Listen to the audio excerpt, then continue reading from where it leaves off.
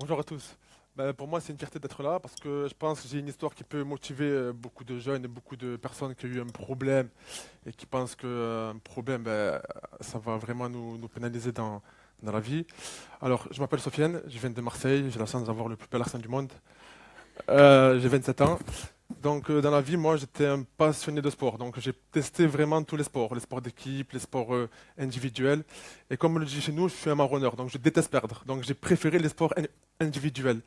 J'ai fait une carrière donc dans des sports de combat, donc prédilection pour le Muay Thai, donc boxe Thai. J'ai eu la chance de faire une carrière semi-pro. Et puis voilà, donc j'ai fait ma vie comme tout jeune de quartier, donc j'ai fait des études, je suis allé en bac pro, j'ai eu mon bac pro. Et là, je suis allé à la fac.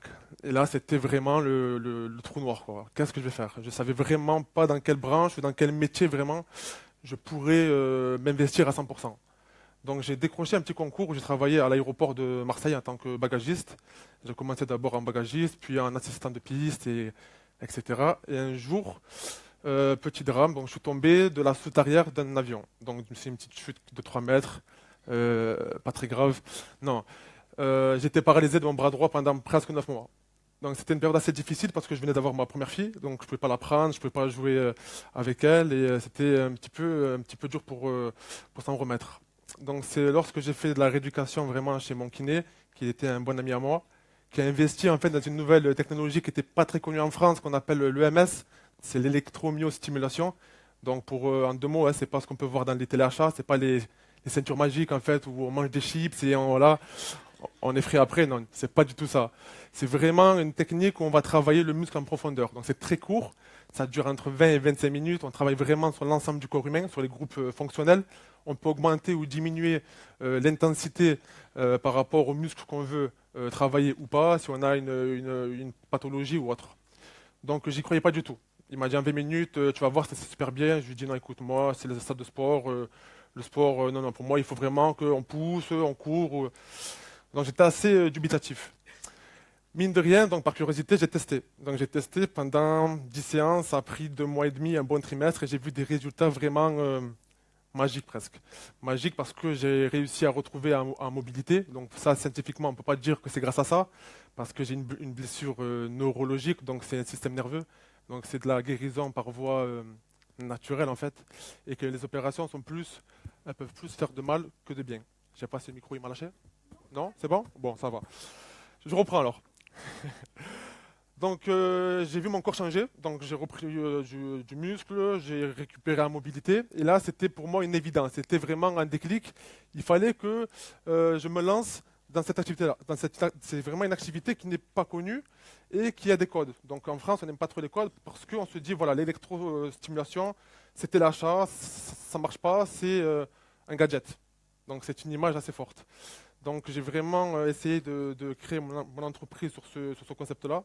C'était très difficile, aucun savoir dans la création, aucune expérience en gestion, pas de moyens, donc pas d'apport financier.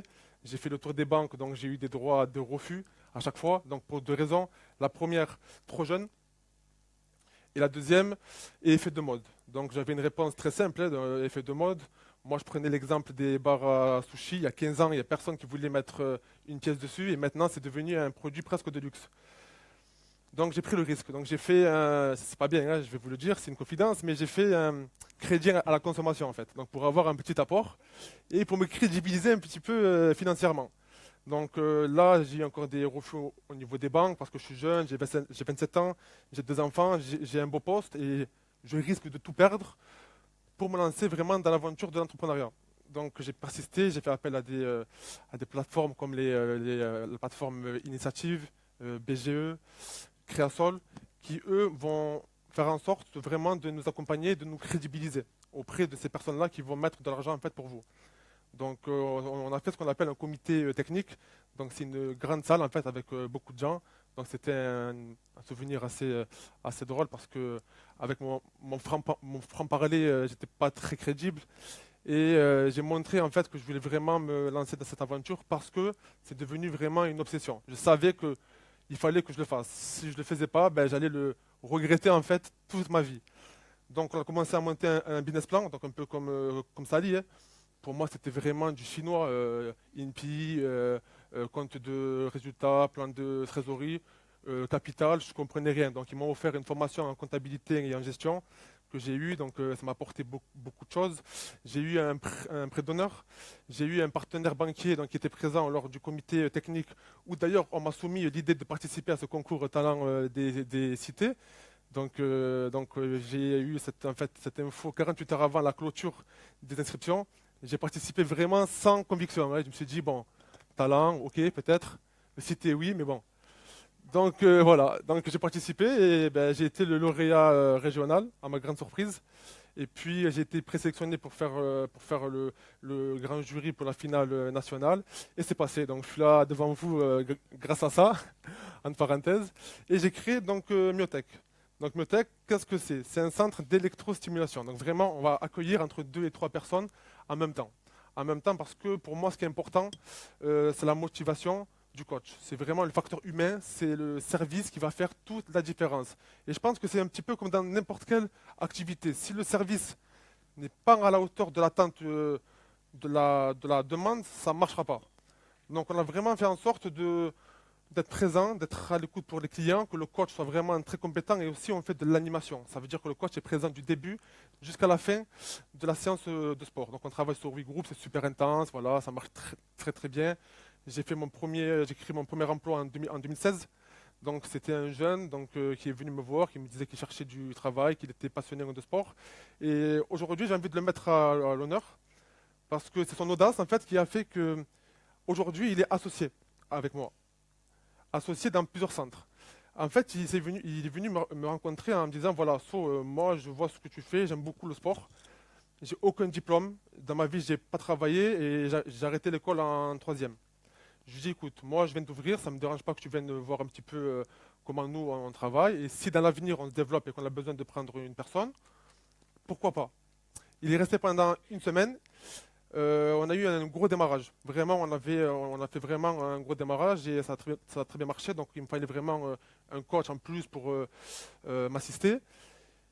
Et il s'est décomposé. Il m'a dit non. Il m'a dit que quand je vois comment tu bosses toi, tu es là, tu es dynamique, tu bouges, tu es toujours à fond, je n'aurai jamais les épaules. Je lui dis écoute-moi bien, dans la vie, il ne faut jamais fermer une porte. Elle s'ouvre, essaye, tente, et fais au moins un essai et on verra bien. En passant par les grandes lignes, donc maintenant Nicolas, il est manager du centre d'Aix-en-Provence, associé avec moi sur d'autres structures, et là je monte un centre de formation et il va devenir officiellement formateur. Donc Bravo.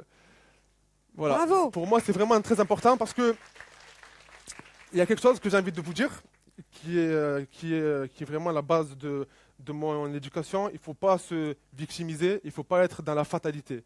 Parfois c'est dur, on va devoir travailler plus dur, plus fort que n'importe qui pour arriver peut-être même aux mêmes chances. Il faut le faire parce que être chef d'entreprise, et je pense que la personne qui va suivre après moi va peut-être le confirmer, on a en parenthèse le pire rôle parce qu'on peut compter sur personne et il y a tout le monde qui compte sur nous. Actuellement, j'ai 5 centres, 4 en France, j'en ai un en Angleterre. On a la chance de créer des emplois. Je suis super fier que des gens travaillent et participent au développement de mon activité. Et je leur prouve que ma réussite, ça sera aussi un petit peu, même beaucoup, la leur. Donc voilà, c'est vraiment un point d'honneur que je voulais mettre sur Un ce pitch. immense bravo, Sophia. Merci.